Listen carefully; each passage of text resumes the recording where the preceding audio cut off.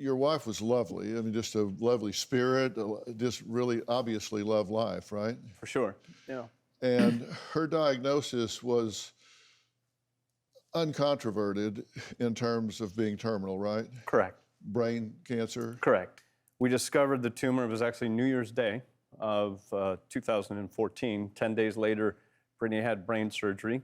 They were able to remove only about 35% of that brain tumor that's on the screen right now. So it was intrinsic then? Yeah, It had invaded. and so at that point, it was a grade 2 astrocytoma glioma, for those keeping track at home. Right. Unfortunately, just a couple months after that surgery, at the first follow-up MRI, the amount that they were able to remove, that had already grown back about 20%.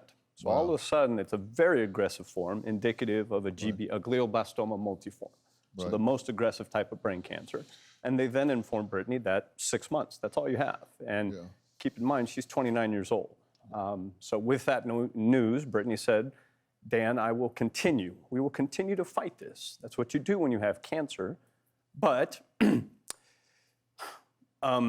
she said that we will wage that battle from Oregon, because there, at least, she knows that she can take back that little bit of control from that cancer and ensure that her dying process would be gentle. And so we had to move to Oregon. At that time, there were only 4 states that allowed a terminally ill individual the option of medical aid in dying. There are now 11 states. So, and when they told her 6 months, the deterioration during that time is very predictable. Quality of life deteriorates. So it's not like 6 months and then it's over. The quality deteriorates really fast during that time, and that's what she was talking about. Yeah, so she's dealing with, at times, pain that not even morphine can alleviate. She's having this constant pain at the base of her skull, the nausea, the vomiting, inability to sleep for days on end. Put yourself in her shoes. This is what you experienced.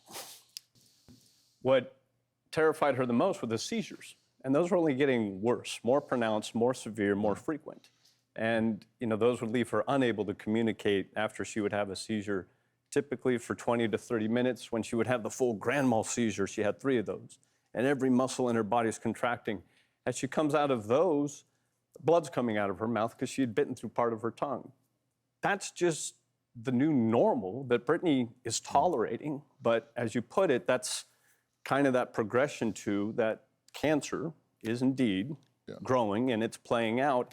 And Brittany simply said that she was not going to allow cancer to be in the driver's seat as to how her final few days on this green earth play out. So her choice was, I can suffer horribly for 6 months and then die, or I can suffer and control it to some degree for a shorter period of time and then die. I'm going to die either way. I just get to pick what the journey is going to be before I do. And people would say, well, just take pain medication. But as I mentioned, that doesn't fix it. She's on Dilaudid. That's 4 times stronger than morphine. Right. And that is unable to keep her from experiencing that pain. And then also, and I've had this conversation with plenty of palliative care physicians. Well, can you control the seizures? Can you keep her from what's coming next as the tumor grows and puts pressure on different parts of the brain, the optic nerve, that she goes blind?